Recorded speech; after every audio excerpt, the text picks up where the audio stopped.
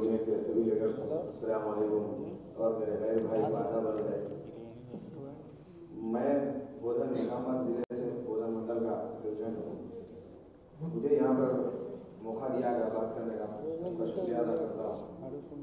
अभी नई Congress government Mahalakshmi scheme के तहत खवातीन को मुफ्त सफर का जो मौका दिया गया, इसके अंदर 4 व्हीलर और ऑटो वाले जो टैक्सी के हिसाब से गाड़ी चलाते हैं, हम लोगों का बहुत सारा नुकसान होगा।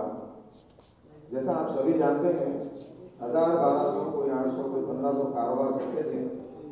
अभी वो हमारा कारोबार घटते हुए 300, 200 रुपये हो गया। बहुत सारे लोग हमारे ड्राइवर्स हैं, परेशान हैं। इंस्टॉलमेंट का टाइम देखे तक खत्म हो जाना, और इससे पहले कि साहब बोले मैं कहीं गिर के मर जाता हूँ, कहीं ऐसा कर जाता हूँ, हमारे ग्रुप के अंदर डाल रहे थे। हमारे निजामाबाद के कई साथी और हम सब मिलकर उनको गुजारिश करें, समझा कर भाई हमारा मसला हल हो जाएगा, थोड़े दिन सब्र करो। देखते देखते आज हमारे बासर में हमारे भाई अकबर भाई थे, हमारे साथी बेचारे, अल्लाह उनको जन्नत नसीब करे, उनकी गलती को माफ़ करे, वो बेचारे खुदकुशी करके मर गए। मैं रिक्वेस्ट गवर्नमेंट से, खासकर सीएम साहब से यही कर रहा हूँ कि भाई सबका अच्छा करे, सबके लिए स्कीम निकाले, हमारे ऑटो वालों के लिए भी स्कीम निकाले।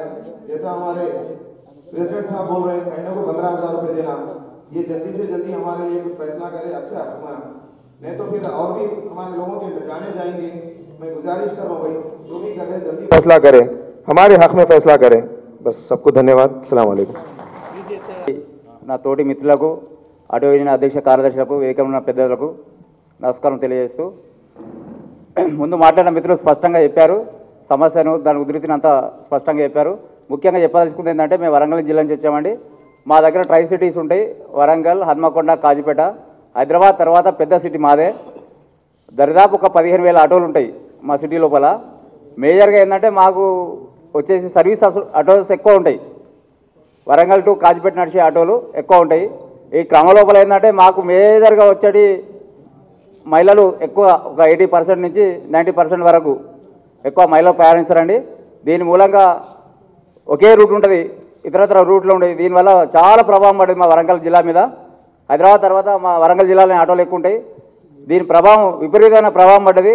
కనీసం 1000-1500 చేసుకునే మిత్రులు కనీసం 300-200 కూడా చేయలేకపోతున్నారు. చాలామంది కూడా అభద్రతా భావం లోనై మొన్నటికి మొన్న వరంగల్ మార్కెట్ దగ్గర పండ్ల రాజు అని ఆత్మహత్య చేసుకున్నాడండి.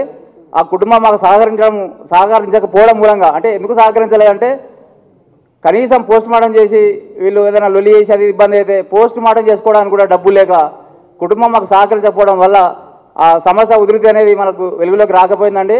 అంటే కుటుంబాలు అంతా దీనస్థితిలో ఉన్నాయి. దబ్బన పోస్ట్ మార్టం పోతే కనీసం ఎంజిఎంలో 10,000 ఖర్చు వస్తుంది. దాంతో దహన సంస్కరణ మీద ఆలోచన కొద్ది కూడా మన కుటుంబాలు కూడా సహకరించలేని పరిస్థితి ఏర్పడింది. కాబట్టి ఇలాంటి విన్నపాలతోని, విజ్ఞాపనలతోని సమస్య పరిష్కారం అవుతుందని నేను అనుకుంటలేను. ఈ కార్యక్రమం అయితే ఏది ఉన్నదో కనీసం మనం ఉధృతం చేయాలి. ఈ విన్నపాల విజ్ఞాపనలకు కాలం చెల్లిందని నేను అనుకుంటున్నాను. తెలంగాణ ఉద్యమంలో అయితే ఎట్లయితే పోరాడినమో ఆ రకమైన తెలంగాణ ఉద్యమ స్ఫూర్తితోని మా కార్మిక సమస్యలు పరిష్కారం అయ్యే వరకు అదే ఉద్యమ స్ఫూర్తితోని మనం అందరం పనిచేస్తూ ఒక రకమైన మిలిటెంట్ ఉద్యమం అనుకోవాలి. ఆ రకమైన ఉద్యమాన్ని స్టార్ట్ చేస్తే తప్ప ప్రభుత్వం దిగొచ్చే సూచనలు అవపడతలేవు. ఖచ్చితంగా మంచికి చెడ్డకు కేసులు, మన్ను మసలు అన్నీ ఉంటాయి.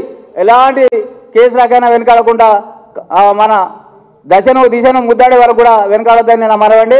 మొన్నటికి మొన్న మేము పెద్ద ఎత్తున కార్యక్రమం చేపట్టాం. వరంగల్ బస్టాండ్ ముట్టిన కార్యక్రమం చేపట్టినాం. ఫస్ట్ కేసు మాదే అనుకుంటా మా వరంగల్ జిల్లా లోపల. కాబట్టి అలాంటి కేసులు కూడా నిలబడకుండా, వెనక జరగకుండా ఖచ్చితంగా కార్యక్రమం చేపట్టుకొని ముందు తీసుకుపోవాలని మీ అందరిని కోరుచు, ఖచ్చితంగా పూర్తి స్థాయిలో మా ఉపాధిని కోల్పోయినా కాబట్టి ఖచ్చితంగా ప్రభుత్వం 15,000 జీవనాభివృద్ధి కింద 15,000 ఖచ్చితంగా చెల్లించాలి. ఆటో భవన్ ఏర్పాటు చేయాలి. ఆటో డ్రైవర్ పిల్లలకు ఉచిత విద్యా వైద్యం ఏర్పాటు చేయాలి. మేజర్గా ఉన్నటువంటి అనారోగ్యంలోనే చనిపోయిన ఆటో కార్మికులకు రైతుల ద్వారా 5 లక్షల జీవిత బీమాను అందజేయాలని సభాముఖంగా కోరుకుంటూ